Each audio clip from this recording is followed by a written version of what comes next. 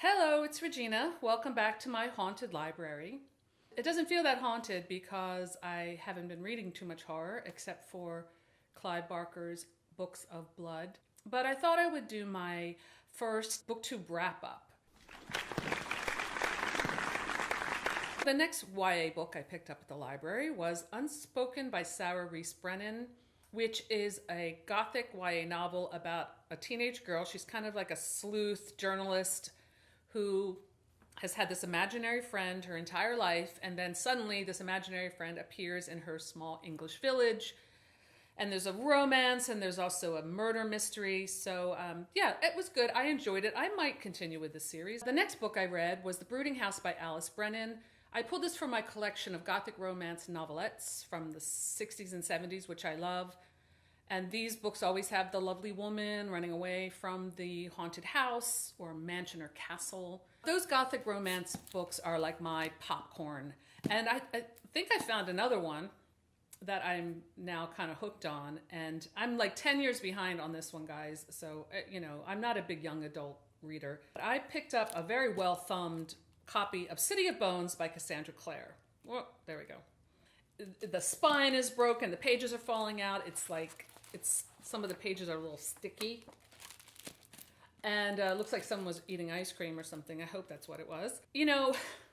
For all the young adult books that I've been reading, and I haven't read that many, this is the one that I found the most entertaining and the easiest to read. Story structure was really there. And yes, it's ridiculous. It does have every possible trope imaginable.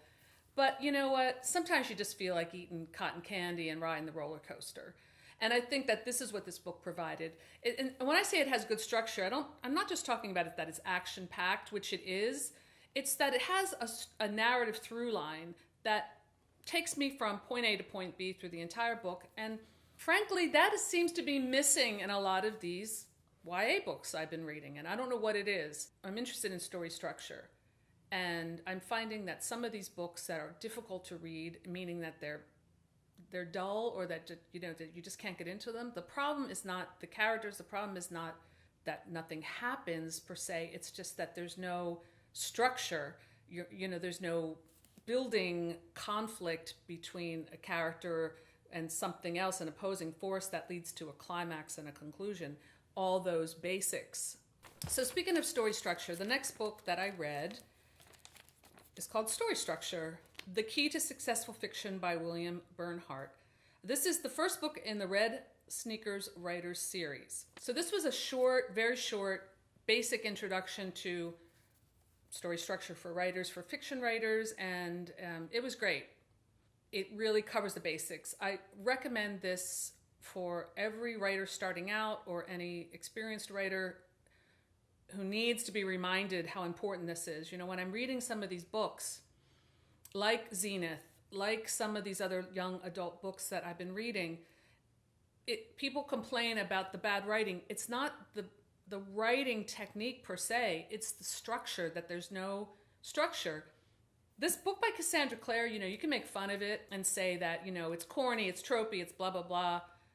Yeah, but it was a damn good story, and that's what counts. She knew what she was doing in crafting a story in a classic storytelling fashion. So before I start any book, I'm going to review those notes in this book. Going along with that, because I know how important it is and how it can make the difference between people reading your book and not reading your book, having a stinker or a hit. So that's how important it is. So for all the writers out there, do not look at this and think, oh, I don't need to do that, or I don't want to be formulaic, I'm more creative than that. It's not about that. You have to have that structure. Now, if you're a genius, you can change that or fool around with it, but you really need to know how to do it first before you, I think, become, James Joyce or something. So in that vein, I am going to be rereading for the month of June Robert McKee's Story. This will be the third time that I'm reading this. The first time and the second time I did a really deep reading, wrote notes, and this is aimed towards more towards screenwriters, and that's how I started, because I started as a screenwriter and then adapted 2 of my screenplays to novels. But this is great. And this goes much more in depth than the book I just read. Although the book I just read was good. And it's, if you're just looking for a basic and you don't have the time to really get into this or something like it, I would say start with the Red Sneakers book, and it's not expensive. Anyway, I'm going on a little long, so I'm going to wrap it up for my May wrap up, and I'm really excited about BookCon. I will do a video about that experience when I come back. Thanks again for checking into my haunted library, which is going to be a lot more haunted in June, and I'll talk to you soon. Thanks. Bye.